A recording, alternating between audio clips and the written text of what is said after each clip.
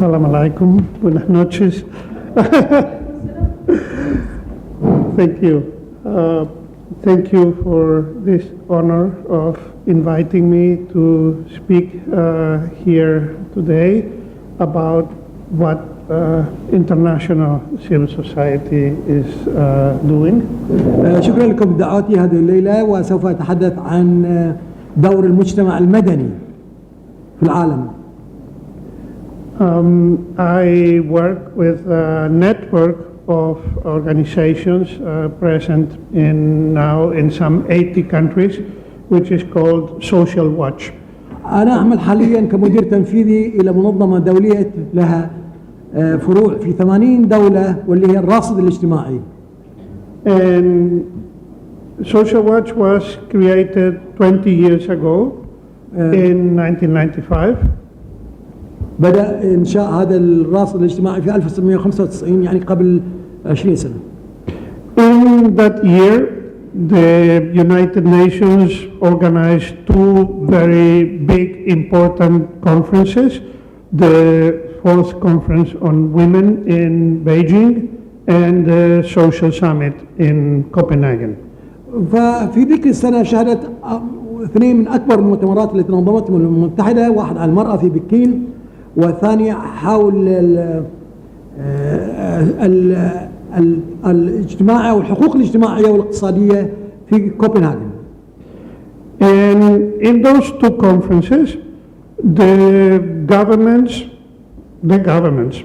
promised very solemnly, they wrote it down in the documents, 3 or 4 important things. في هالمؤتمرين الدول يعني قدمت أو التزمت على الأقل 3 التزامات. They promised to eradicate poverty, not reduce but eradicate. استئصال الأول هو استئصال الفقر. They promised to achieve full employment and social integration everywhere. Okay. الثاني هو أن العمالة الكاملة، يعني التوظيف الكامل من يبحث عن العمل، والعدالة الاجتماعية. And they promised complete equality between women and men. والمساواة ما بين الرجل والمرأة كاملة.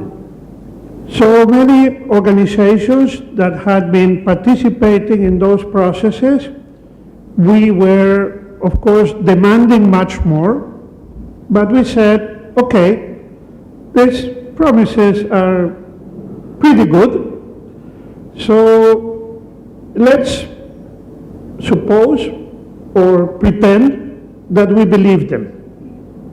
فالمنظمات، العديد من منظمات المجتمع المدني اللي حاضرة ذاك الوقت يعني كانت طبعا سقفها أعلى، لكنها قالت هذه ممكن تكون بداية جيدة للتعاون مع الحكومات.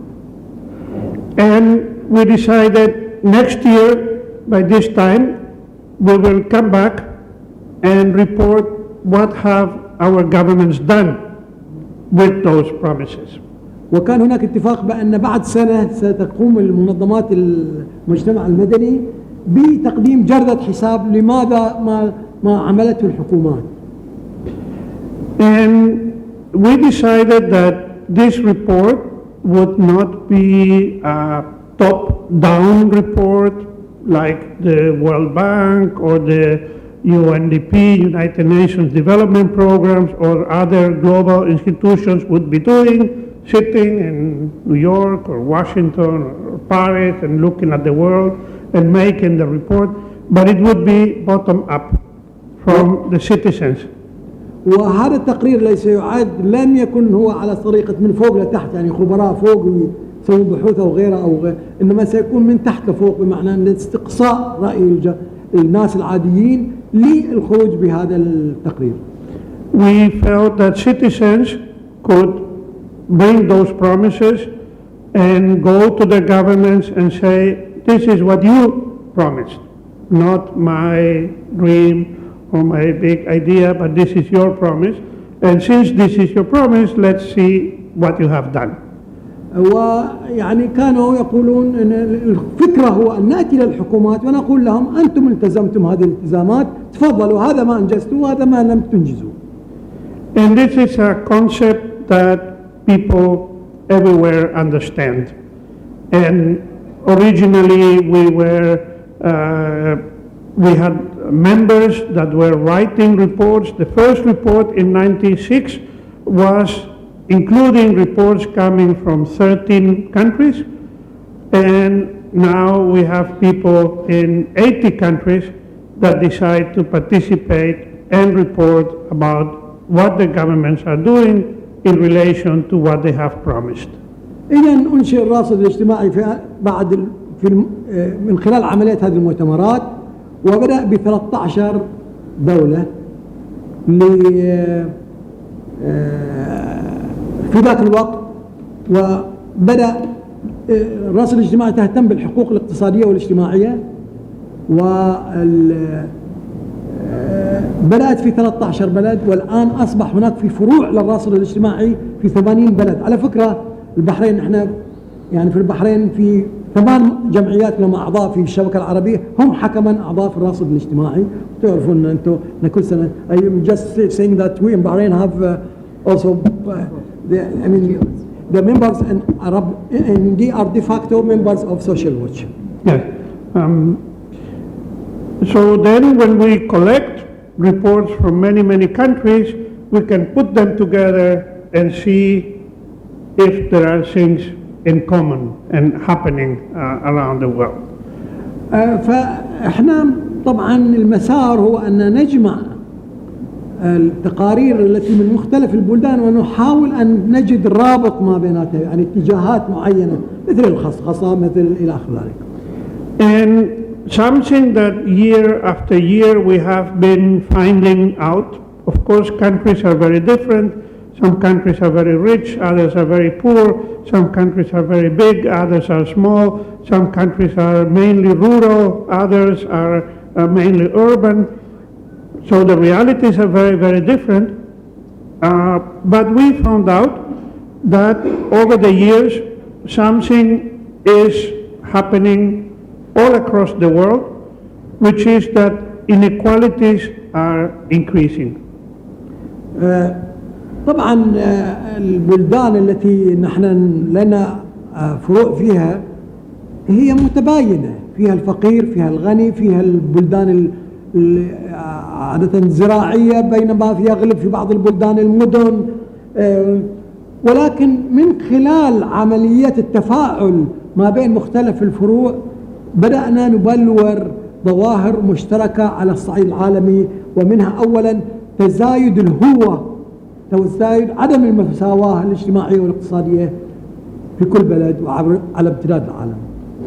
And we felt that while many of the development experts were looking at extreme poverty, defined with a very low standard, and they were very happy because people were raising above that level of extreme poverty, what they were not looking at was that the disparities were enormous and were getting bigger. وطبعا أيضا لاحظنا أنه التفاوتات تزداد داخل، مثل ما قلت أنا، داخل البلد وداخل خارج العالم، وأن هناك بلدان تعاني من الفقر الشديد وفئات اجتماعية حتى في بلدان غنية تعاني من الفقر الشديد، ويفاقم هذا الفقر وجود أقلية لها امتيازات متزايدة. And many of the social indicators like infant mortality or infant nutrition or maternal mortality, the very basic indicators are still progressing, but they are progressing slower now than they were progressing 20 years ago. ووجدنا أيضا هناك في يعني أحد مؤشرات هذه الوضعية هي المؤشرات الاجتماعية الطبية، مثلا وفاة الأطفال عند الولادة، ووفاة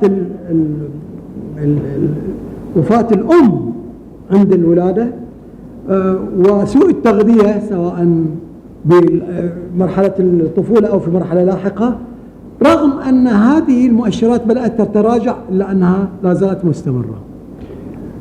At the same time, where trade has been growing enormously, in the last 20 years, trade multiplied by 5, and the global domestic product, GDP, more than duplicated in the average in the world.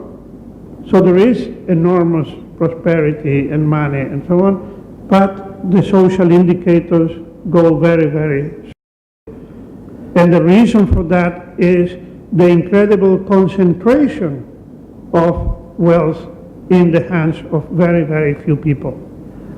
وإذا ألقينا نظرة على 20 سنة الماضية سنجد بأن التجارة تضاعفت 5 مرات، تجارة عالمية، ومعدل الدخل الفرد بمعنى أنه أيضا معدل الناتج القومي لكل الأمم تضاعف خلال 20 سنة، ولكن هذا الشيء لم يؤدي إلى استئصال الفقر أو تراجع الفقر بسبب تمركز مزيد من تمركز الثروة. And it's not just a few very rich people, but it's incredibly big and powerful corporations.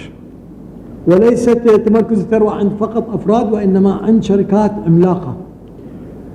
There is a study of the 100 biggest economies in the world, and of these 100 biggest economies, 51 are corporations.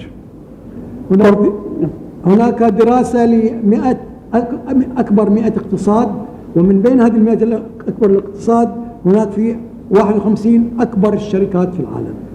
And if you take the 200 big global corporations, their annual sales are bigger than the gross domestic product of 182 countries. والدخل العام يعني لأكبر 200 شركة يساوي أو يتجاوز قليلا الدخل الوطني العام ل 182 بلد في العالم. Now, as you probably know, the so-called Millennium Development Goals had an expiration date of 2015, which is this year. So the United Nations and the different development agencies are discussing a new agenda and new goals from here to 2030 for the world as a whole. كما تعرفون بأن الأمم المتحدة أقرت في سنة 2000 ما يعرف بأهداف الألفية للتنمية، وأساس أنه تتحقق 8 أهداف، منها إزالة الفقر إلى عدد 8 أهداف على كل حال، وعلى أساس تتحقق بحلول 2015.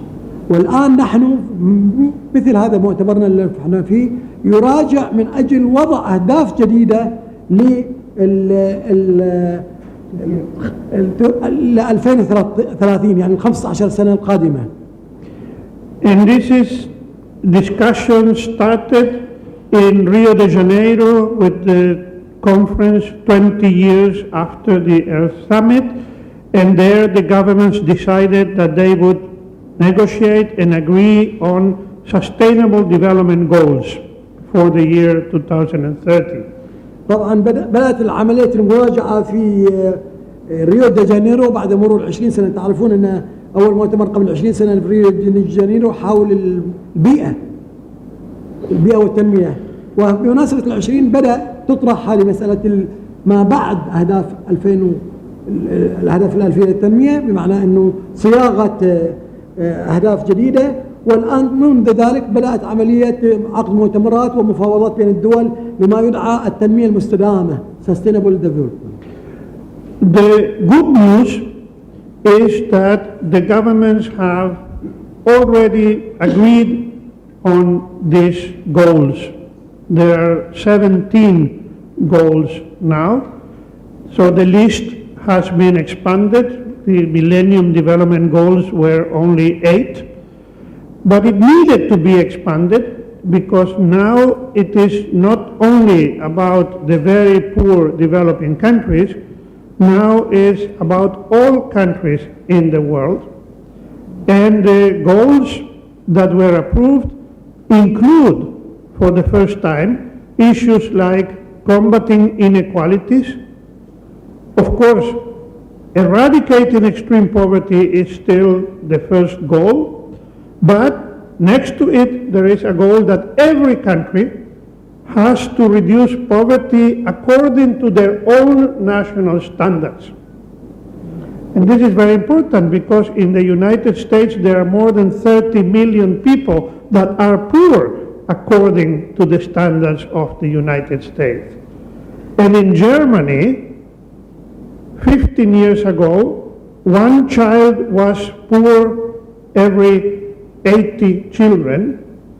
Now, one child is poor every 6 children in Germany. اوكي.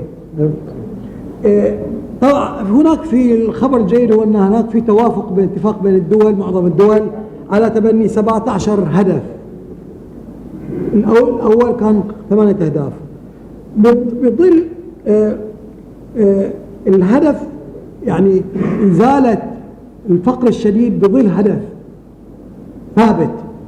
وهناك أهداف أخرى مثلا مكافحة عدم المساواة، وأيضا الشيء الظاهر الجديد أن لم تعد أهداف الألفية التنمية تتمركز على الدول الفقيرة أو النامية، بل أيضا الدول المتطورة.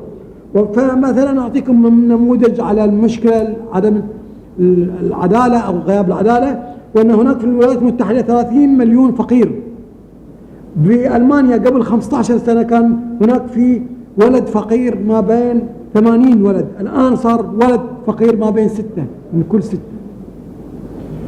So now we have these goals of combating poverty, of reducing inequalities, and of achieving social progress as a right to social security, to health, to education, of achieving gender equality not just in education but in all aspects of life, so education, political power, economic life, something that no country in the world has achieved.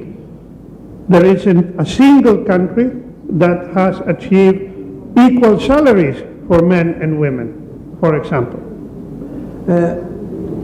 فالظل هدف هو التقدم الاجتماعي وتمتع جميع المواطنين أو المقيمين بهذه الخدمات أو الأشياء اللي توفرها الدولة، منها مثلا التعليم، منها العمل، منها الخدمات الأخرى البلدية، الكهرباء، الماء، إلى آخر ذلك. الشيء الآخر هو المساواة الجندرية أو بين الجنسين، وليس فقط كما ركز في الأهداف السابقة المساواة في مجال التعليم، بل المساواة في كل شيء، في تقلد الوظائف، في المعاشات. وذكر أنه هناك في بلد واحد is it Finland that equal salaries؟ No country in the world with equal ليس هناك بلد في العالم تتساوى فيه معدل أجور النساء مع الرجال، دائما النساء أقل. And all of this needs to be done within the planetary boundaries, respecting the limits of nature, because we know we have climate change, we have extinction of biodiversity, we have depletion of the fisheries, contamination of the agricultural lands. So the production and consumption patterns need to change, because otherwise the planet cannot sustain life as we know it anymore. وطبعا يجري يعني النضال أو العمل لتحقيق هذه الأهداف ال17 مع الحفاظ على الكوكب في حالة صحية، لأنه كما نعرف هناك في تدهور في أوضاع الكوكب من ناحية التغير المناخي والكثير واختفاء أو انتهاء سبيشيز أو من يعني من الأحياء بمختلف النباتات إلى آخر ذلك. يعني هناك في عدة، يعني شوفوا لأول مرة يمكن احنا في شهر مايو ينزل مطار، يعني هذه شيء غريب، يعني شيء، يعني هذا يمكن يعني ما يكون من مؤشرات القيامة يمكن. So the governments have agreed this is what needs to be done. There is no doubt about that. They have agreed, but they are discussing now two things. How are we going to do it? And who is going to pay for it? لذلك في النقاش يكون كيف سنحقق هذه الأهداف ومن سيمول تحقيق هذه الأهداف. And the second part, how are we going to control that this is done? The what? To control, to monitor that this is done. وأيضا التحدي هو كيف نراقب أنه يتم تنفيذ هذا الشيء وفعلا يتم تنفيذه.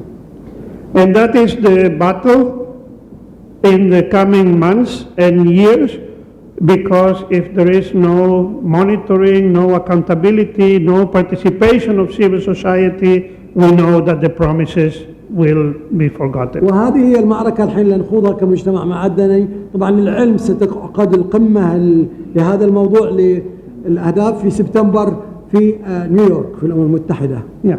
So this is up to you and up to citizens around the world to find the ways and press the governments to make that a reality. وطبعا مسؤولية كل المنظمات الجماهيرية، كل البشر، أن يحثوا ويضغطوا على حكوماتهم من أجل تحقيق هذه الأهداف.